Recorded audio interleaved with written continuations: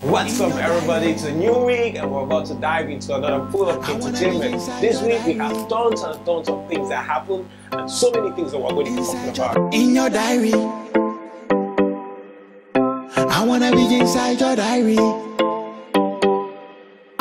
This week we're going to be focusing on Jovi. He released an album titled God Don't Come. But before we dive into checking what this album was all about and the buzz that surrounded it this week, let's go back into history. Jovi is a signatory under New Bell Music. He's also the co-owner and boss of the same record label, New Bell Music, under which other artists are signed. Jovi doubles up as Le Monstre. Le Monstre is the producer personality of same Jovi. He produces, writes and masters his own songs, except for songs like HIV and Ochombo House in his HIV album that were co-produced by Chavez. Jovi has pretty much done everything in this album. In 2012-2013, he released an album titled HIV, Humanity is Vanishing, in which songs like Done for What blew up the perspective of Cameroonian music and rap, to be precise. After a period of releasing a couple of EPs, 3 EPs to be precise, he came again with yet another album titled the MBoko God. At the time, then he was crowned the MBoko God. I know some of you are religious and you're going to be like, how can this dude call himself God? God is just an exception, somebody who creates, and Jovi created MBoko music. And just like he said in one of his rhymes that hip-hop was a religion, then he wrote the Bible. That is him describing himself as the person who created MBoko. I also know that many people came up and there was controversy on the internet that he didn't do that, but we had people like Tony Nobody, we had people like Basero and Kappa who did rap back in the days, but Jovi gave it a different team perspective and pidgin that added a little bit of flair. And as we can see right now, many people are trying to do same music, which of course he created. After the release of MBoko God, Jovi again released 3 more EPs, and this time he released 16 Wives. 16 Wives was released on the 16th of February, and 16 Wives had 16 amazing songs. Just for the record, Jovi's favorite bars are 16 bars. It's in one of his albums, the MBoko God, 16 bars. He has said it in a couple of his songs. When I drop my 16, he's so much about 16. In fact, his junior brother's birthday is February 16. February 16 is same name that his junior brother uses as a director name before he changed to Nduko. Jovi has always put his art around mysterious things. It could be numbers and it could be the things that he said, a lot of quotes and quotes. After the release of 16 Wives, Jovi then released another EP. This time the title of the EP was God Don't Come. Little do we know that it was an announcement of an album, God Don't Come. You know how he already said it, like his art is surrounded by mysteries of quotes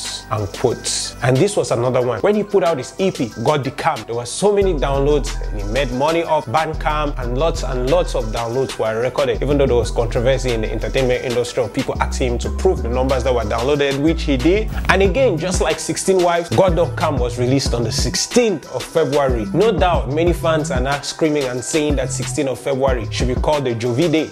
And guess what? Jovi's fans are more than just fans. They're pretty much like worshippers. These people are going to make it a thing. Someday you're going to hear they're celebrating the 16th of February as Jovi Day. This is the first time that a Cameroonian artist actually did trend on Twitter a couple of times for a whole day. Jovi was trending at the release of his album the very next day on the 17th. And secondly, this is the first album Jovi has done without featuring anybody. Pretty much the only other extra voice in this album was his mama in the song Jengu. Unlike other albums, in HIV, Jovi featured 8 artists excluding Rainis and Rachel Applewhite. In MBoko God, we featured Pascal and Rainis and Shay. In 16 Wives, Jovi featured just Pascal and Rainis, and in God Don't Come, Jovi featured nobody except his mama. Talking about facts and figures, there has been a lot of controversies on the internet talking about whether Jovi makes money off his art. He was criticized because he wasn't performing. Where was Jovi making his money from? He's a producer and he masters and all of that. Is that the only place where he was getting paid? This year, Jovi named 2019 the money year. It has already been echoed that Jovi has made up to 50 million as per his new release.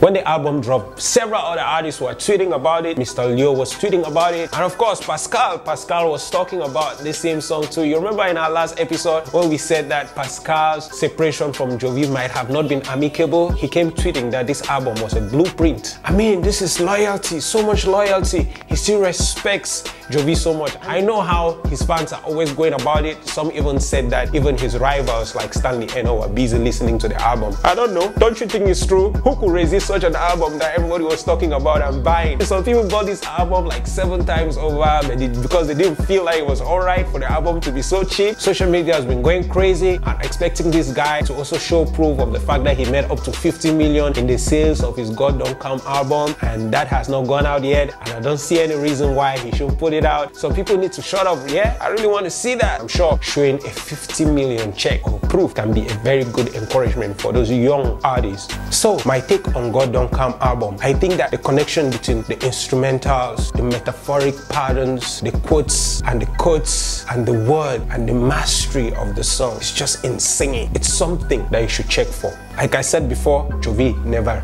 disappoints. That's been too much about Jovi. On to other news. This week, guess who joined the league of 1 million views on YouTube? Oh, Salatiel. In his latest song with Daphne, Salatiel's finally hit 1 million views on YouTube. I mean, you're going to be surprised, like, of all those amazing songs this dude has been doing, he has never hit 1 million, yeah? Yeah, he finally did, and it's 2019. Like I said before, I'm sure this year is going to be a great year as far as our entertainment is concerned. You know, the other thing I don't understand about our entertainment industry, looking at this artist they called Benzil, signed to Strange Kings. A couple of weeks ago, I saw him saying on the internet or on his social media platform that he's back, new music coming soon, and I'm like, dude, where were you? Where did you go to? Are some of these artists thinking that our entertainment industry is a beer parlor where you can just go out and come back anytime you want? Jeez, don't do that. You can't make one music. I mean, in how many years you got signed to same label? Is it that you're lazy or your label is not just concerned or they're not giving you a platform? I used to hear about Benzil when he pretty much wasn't signed. When he got signed to Strange Kings, same Strange Kings Pascal left New Bell and went to and found it hard and left. Is it a Strange Kings problem or it's actually this artist? Artists should stop doing this like they own the industry or something. You can't release one music and then come back a year later on and be sounding you're back. One music. You want to give us music, give us back to back. Don't go and come back a year later.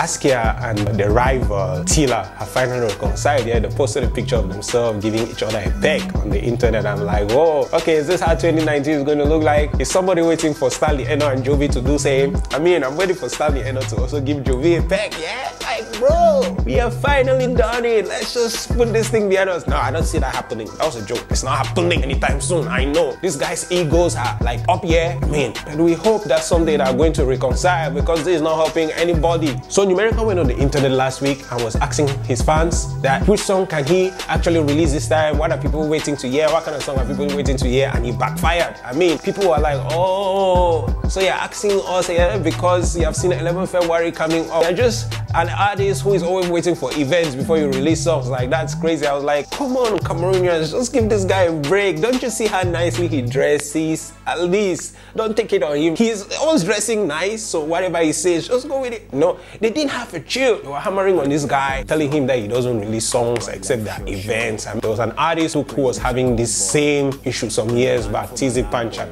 People were coming at him that he was an event kind of artist. If there was nothing happening, he wasn't releasing no song. And same Numerica actually lost his manager. The manager left him some months back. I don't know for what. Maybe the manager was just tired of having somebody doing events. And our releases this week, we had amazing releases this week. We had Gasha. Gasha is back with a new song called Diamonds. Gasha has been having a lot of struggles and stuff, but her vibe is still there. The music is still authentic. It's still her. Sango Eddie, who is a music producer and an artist. Amazing, amazing rhymes on a new song. You should check it out. You know what is coming out this time? You know how we spoke about Mr. Liu's black leather pants and all of that going on? I mean, he just recently tweeted that he has heard that his name in the streets right now is El Colantino. I'm like, dude, I told you guys, this dude likes the fact that they're beginning to pay attention to his black leather pants and are paying attention to his music. Who does that? El Colantino. And that was all we had for you this week. If you loved it, if you always love it, do well to stay tuned and wait for us for our next edition next week. It is always me, your boy, giving you what's hot and what's not. It's me, Karawa. Idea on so wildlife show presidential convoy. When I land for my labo, man I head honcho, I make a mini banjo.